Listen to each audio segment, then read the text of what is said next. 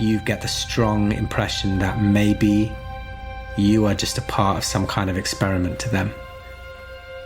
The Apocalypse Players present Machine Tractor Station Kharkov-37. Why can I never remember the name of this thing? A Call of Cthulhu scenario written by Bret Kramer, with Joseph Chance as Senior Sergeant Dr. Vissarion Beo Ivanovich Yuskov Lyubimova of the Red Army. And then I get the sausage out. Danann McAleer as Senior Lieutenant Grigor Fyodorov of the Red Army. I don't know much about meteors myself, but they are hot. They come down at speed. Dominic Allen as Administrator Major Yuri Kopelev of the Telegraph Service of the Soviet Union. I must take umbrage with something you have said. Oh, okay. I can understand that you might say that you are not equipped to deal with creatures of legend. But to say that members of the Red Army are not equipped to deal with religious cults is to say that you are not fit to be in the Red Army. And Dan Wheeler as everybody else. Triepanov, Kopelov, Triepanev... oh God, I can't get these names right now. Triepanev... wait.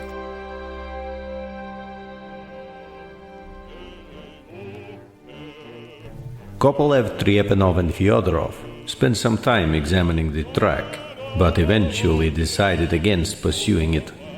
The major and the lieutenant shared some of their theories about the sort of creature which may have created these lairs, or indeed the type of people whose primitive beliefs might lead them to venerate the idea of such a creature. Meanwhile, Dr. Lyubimova went to look at the truck and the apparent suicide within, before heading back to his tent. His memory had been jogged as to a meteor shower the previous year, which lit up the sky, but was not mentioned in news bulletins. Looking over the lab notes one more time, he finally realized the textbooks indicated that there may be a substance hitherto unknown by science. It appears at this point that the good doctor developed a deep paranoia as to whether he could trust his comrades. And just at that moment, the truck arrives back. You hear them pull up, Dr. Lyubimova. The noise of the horn. Truck pulls up. Trepanov turns off the engine, jumps out, and here we all are. I think I'm by the fire with a number of other men. All of us sort of kind of. What kind of time is it? That's a good question. I'm glad you asked. I think it's about mid-afternoon.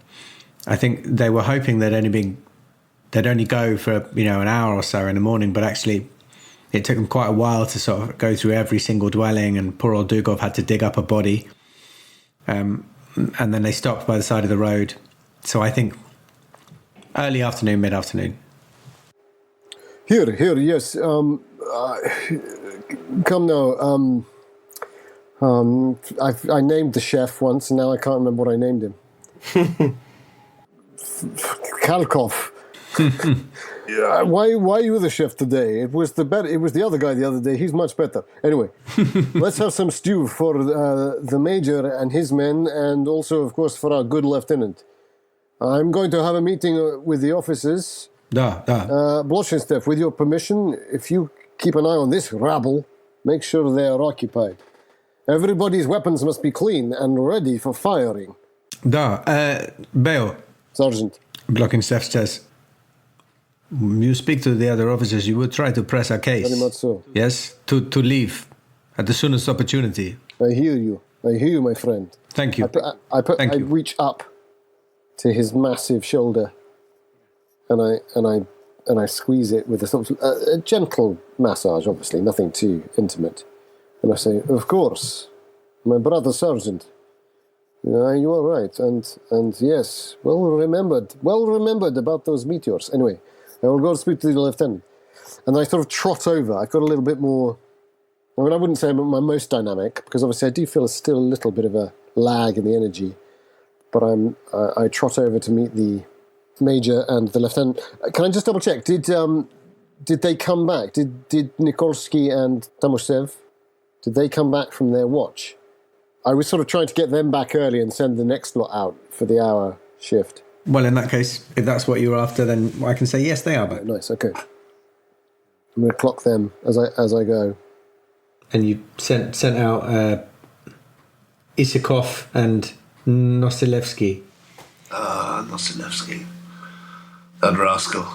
Da. Right, so when we see Bayo hurrying over, say, Bayo, with us, gentlemen, I think we should discuss our next moves. Da. Yes. Done? Da. Da. Good. Very good. I get a bottle of vodka out, and 4 cups. So I guess we just pick a spot somewhere which is relatively comfortable and just. So Bayo, well, should we take it? Maybe let's not take it for Red. Bayo, we investigated the town. I'm assuming everything was fine here in our absence. Fine enough, yes. Good. We did find some somewhat disturbing things. Clear evidence of a mass grave, executions, and a similar situation to the grain silo here. Water tank with the same hole bored into it, filled with bodies and stenching water. Yes, we are en route back from that encounter. I think we should have a serious discussion about what we are trying to achieve here and when is the best time to report back and perhaps take new orders. Yes. Any thoughts? Yes, Lieutenant. I salute, which is unusual. Major, Captain, I think you any thoughts? we cannot. I will not be able to rest easy until I know for sure what was happening in this tractor station. At that point, I pass you a cup of. It's a small cup of vodka. One of those cups that stack up, like a travel bag from Marks and Spencer's. Like a Russian doll. Like a Russian doll, like a Russian much better. Like a Drinking out the legs of a Russian doll. yeah. Like the second one in. I pass around, and you're the last man I pass it to. I've already passed one to Trepanov unless he refuses. And of course to Dukov as well. Nastrovia. And then I take from the bottle. So this is the good stuff. You instantly notice that I haven't given you the stuff that I gave you last time, or the time before that, and then I get the sausage out and I start, as is traditional from pre-revolution. Always, you always have something to eat with your vodka. So it's old. It's an old trad.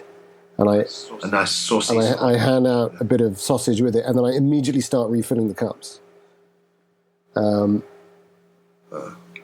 you, Bayo. And then I say, well, I have a small report of my own, Captain, Major, Lieutenant, if it is acceptable to you. I went back to the electrophonic light orchestra. Automotive electrophonic automotive light orchestra, and yes. I reinvestigated. Why can I never remember the name of this thing? It's a localized tranquilizer. Yes, exactly. I took a localized tranquilizer, and it's a lot better now. No, I reinvestigated the body there, and it occurred to me that the lights have not been removed from the vehicle itself. Whereas, as we all know, gentlemen, the lights have been removed from almost everything else that is still working and applied to the purpose of shining on the silo. So you think perhaps that the person who attached the lights was the man in the car and he wanted the option to escape? Good thinking, Lieutenant. That had actually not been my first thought. My first thought had been, aside from wanting the Major's opinion and the Captain's opinion, of course, I felt that perhaps he had been keeping a last resort attached to the vehicle that he had, because perhaps it was useful to have lights on the thing that he was sitting in. I also... What if... Sorry to interrupt. Not at all. This thought has just occurred to me, so I want to get it off my chest immediately to see if it will factor into any of your thinking. What if the people who were working at this tractor station, who were perhaps scientists we know, who were working for the OGPU, who perhaps, let us, if you will, humor me, what if they were developing something? They were trying to study something, let's say for argument's sake, a large animal that we do not know what it is. They know it is living out here in the hills. They know that they can draw it to them. Let us say that they wanted to get out of here for whatever reason, but they wanted the animal to come. What if the animal is not repelled by light, but attracted to it?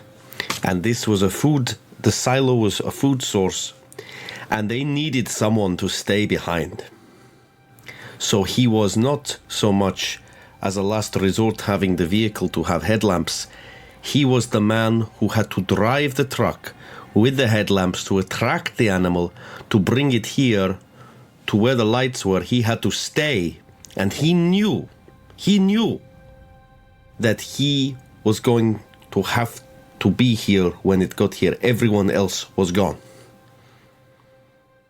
or already dead. And so he did that as a last-ditch attempt to achieve something, the manner of which I do not yet comprehend. But what if it was not he was making a last attempt to save himself, but he was making a last attempt to draw something out or something to this place as an attempt perhaps for some greater good? I think, as you said earlier, Major, clearly you have seen things I have not, and I do not take you for a fool or a liar, so I will trust you on that. My only issue with this theory is, well, not my only issue perhaps, but one of the main ones, the car is hooked up by a cable, yes, so if it was a last-ditch attempt, he would still have had to connect things up, perhaps climb up the side, and also... But what I mean is, what if he was doing that, if he had to do that, which he obviously did, perhaps he was the one who drew the short straw. He has to stay. Perhaps. He has to do all this stuff. And so he thinks, I will take insurance. I will, if necessary, shoot myself. Well, in which case, a very brave man. Let us hope that he did honor the party in that way. But in terms of the silo itself, it has at least one body in it. I suspect many more, having looked in the water tank in this outlying town we were just visiting. So are you saying that this was built deliberately as a trap for the creature, or that the creature had already set up this food store? And that is what we do not know. No. That is what we must find out. And in my opinion, and I hate to again, you know more than me, clearly, but the holes burnt into the side of these metal objects, no animal can do that. Only a human can do that. But what if so? All right. So if a human has done it to enable this creature to feed. But why? This is what I'm saying. Is this silo not like the bird feeder that you put to attract a bird? The blue jay. I just want to, if you don't mind, Joseph, just so I have something of an audio record. Oh, yeah. To you, Major Kopelev, he appears to be acting completely rationally. But whether he's acting honestly is perhaps another question. Yeah. Which would certainly fit with my MO so far that my insight that I've had, which fits perfectly well with my own sanity loss. Good, yes. Yeah. So when you say Blue Jay with that sort of echoing, slightly manic quality, I don't know if they're indigenous to I loved it. Yeah, they fly over, don't they, from America? I'm sure, yeah. I'm pretty sure they do. Dan's the bird expert. Yeah, I'm pretty sure they have. I don't think they make it to this part of Russia. Not this far. No. But Kharkov, Chaffin, sure, whatever's local. Well, I say there must be some birds, and I sort of look to the sky. Listen. No. Yeah, he's done the thing that I didn't want to have to ever do, and I can't help but track him because I've been focusing on him so carefully with my surreptitious psychology check that I've been doing. I too look up at the sky, And as he looks to the sky, you are certain that he knows something he's not telling you. Well, Major, whether the Blue Jay will ever grace these lands again, I cannot say, but one thing I do need to bring to your attentions is I have restudied the notes that I found yesterday, the chemistry notes.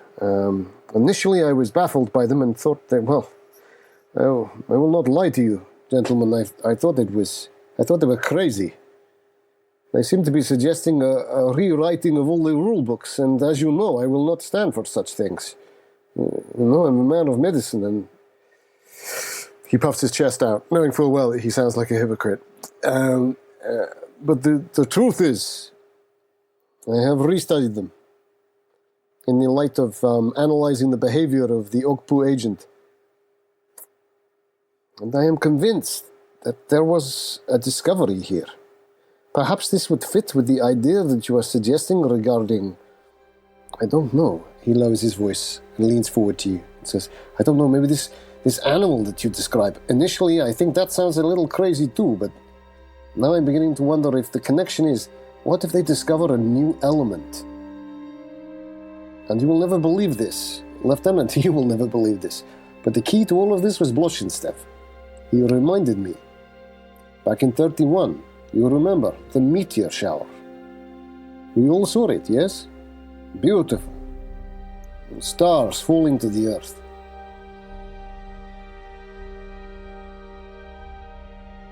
The men were gathered, gazing into the heavens, looking at the beauty of the celestial wonder of the galaxy that surrounds us. But the truth is, I think maybe a little bit more came down. This would explain why they had this curiosity with the astronomical inquiry, why they were looking into testing the stereoscopic nature of certain finds, perhaps?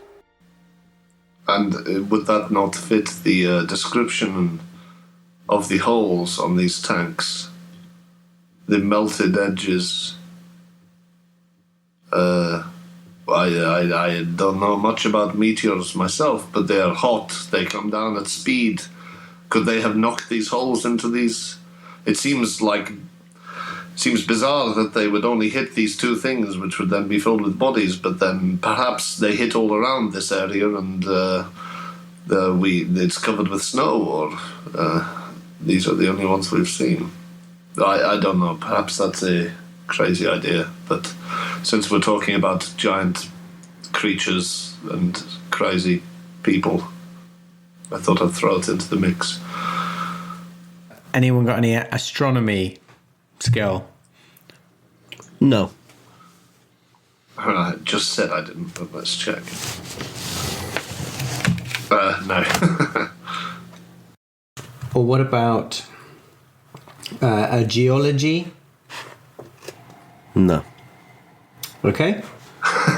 Or Locksmith?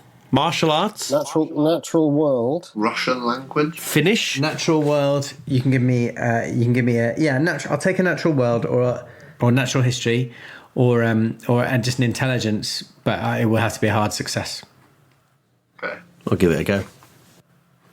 on intelligence, it'd have to be a hard success. Yeah. Yeah. I'll give it a go anyway. If you've got a natural history... Natural history not a hard success, or is it just... Yeah, standard. You can give me standard for natural history. Hey, I tell you what, Dan, I do have a request for a role I'd like to make. If Okay. Just thinking back to something I said earlier, but I'll do that in a second. Ooh. Oh.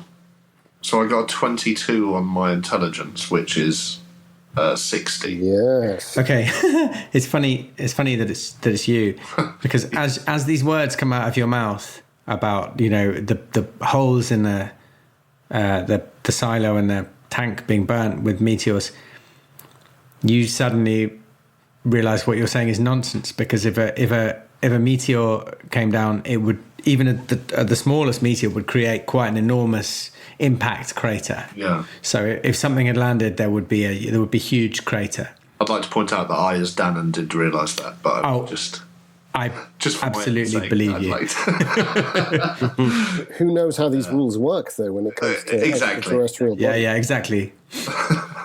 Thinking about the what I said earlier about when I sort of made the supposition that maybe the people in the local villages held some kind of superstition that maybe encouraged them to worship some kind of mutant bear or something.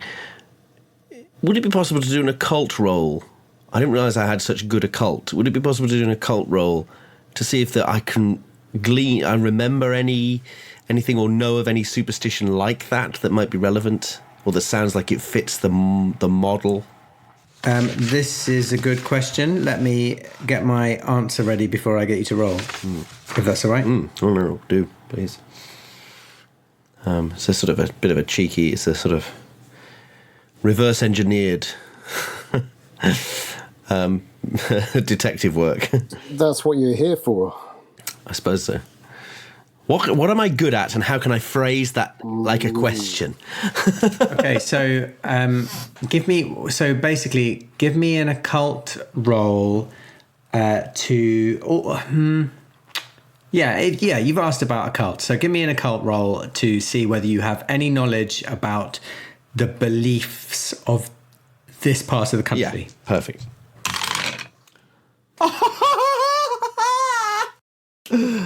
Right. The symbol of Hasta is obviously a 0. Can you see that? 0-1. Yeah.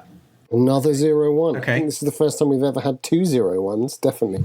I think it might be the only time I've ever rolled a 0-1. I don't remember rolling it before. Wow. So, Wow.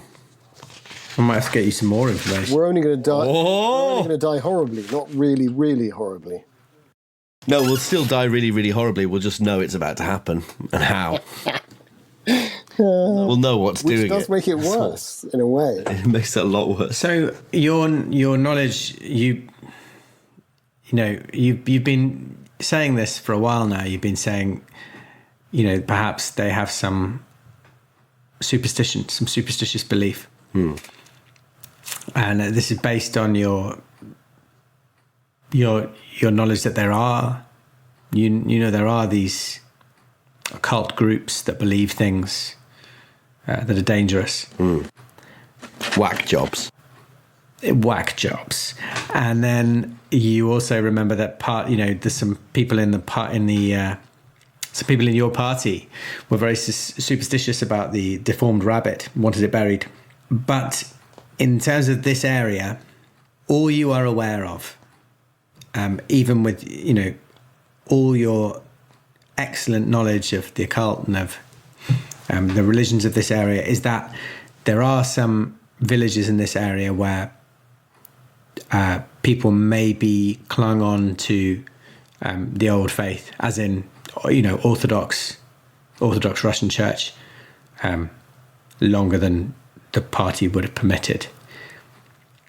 You think perhaps a couple of the villages, and because you had such a good success, you look, you're clutching this map because it's still preying on your mind that track wasn't marked on it.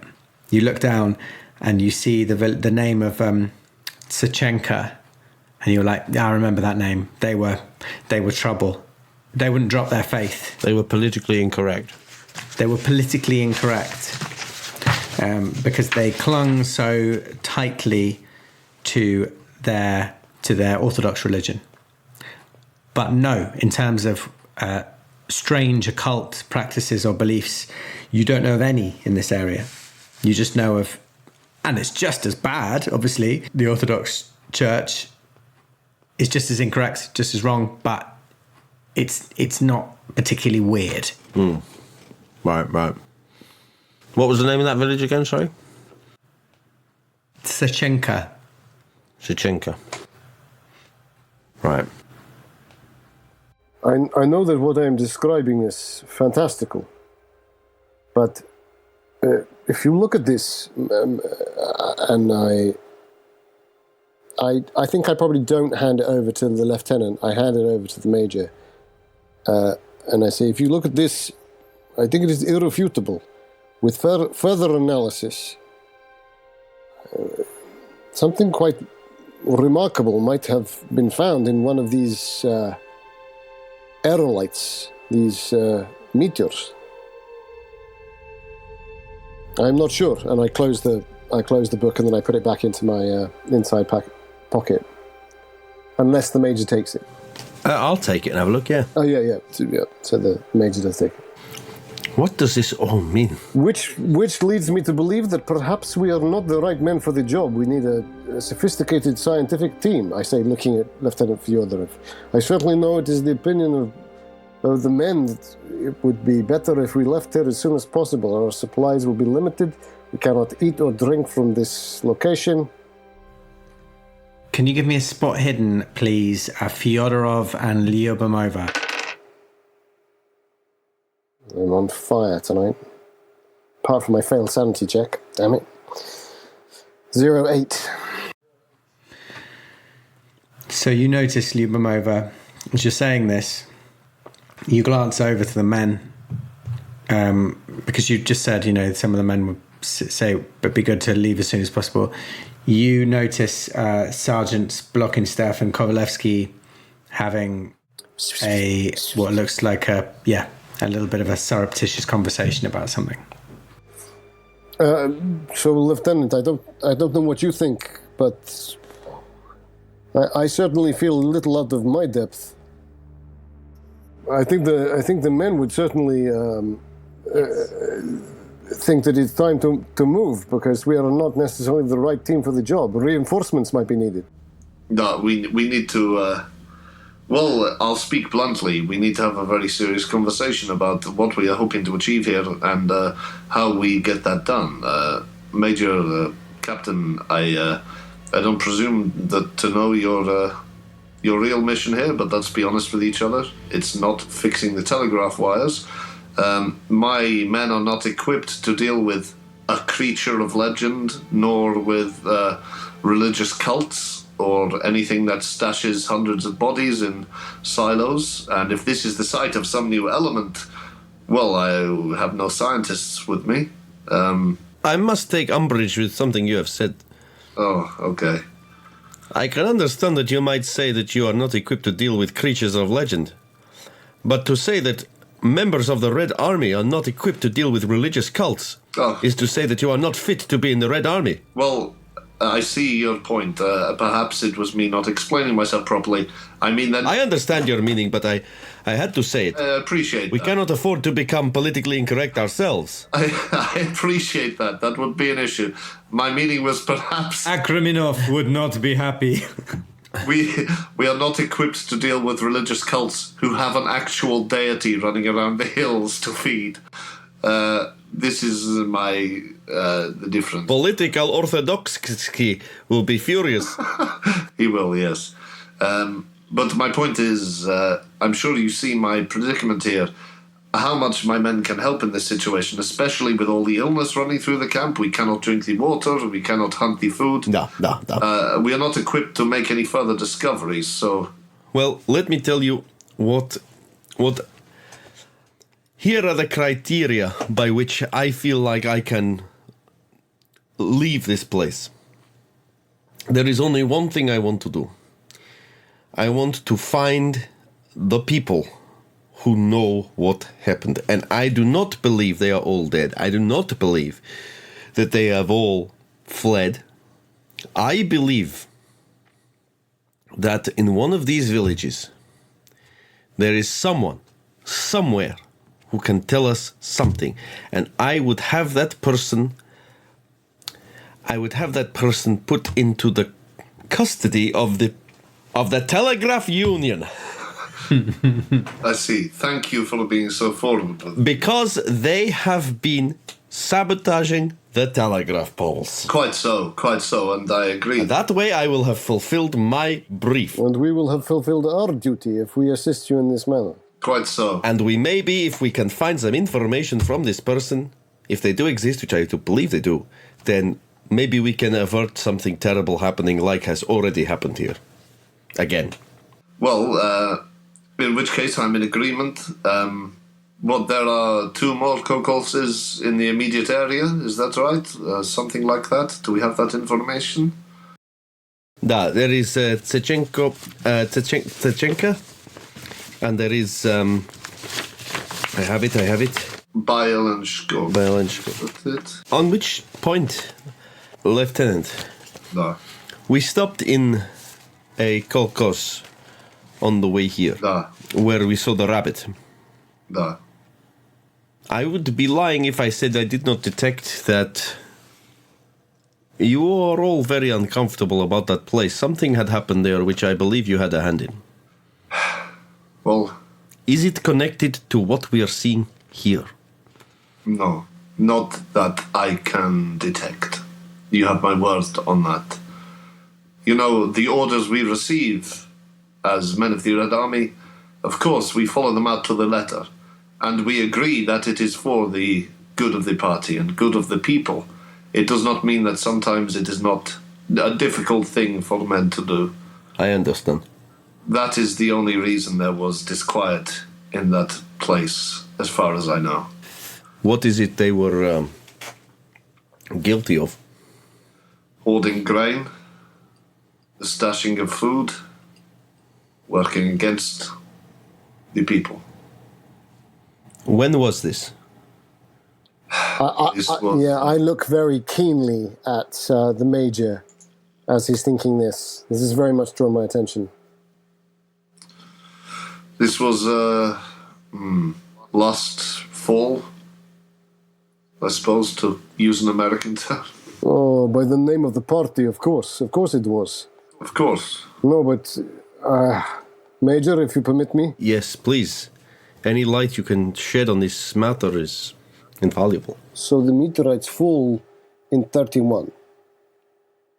Around that time, a massive increase in performance in the dairy. The kulaks, they managed to cream off the top. You know how this works. This is black market, right? Mm-hmm. So if one place does well, people will steal from that place. I hate to say it, it is human nature. The weak members of the party, the weak members of this beautiful country, Russia. Degenerate people. The degenerate people who cannot trust and cannot resist their instincts, their base lower instincts. They take, they steal, and so of course there is more grain, but also there is more legitimate passing of greater wealth from one person to another, if one place does so well. Is it merely a coincidence that it is exactly the same time?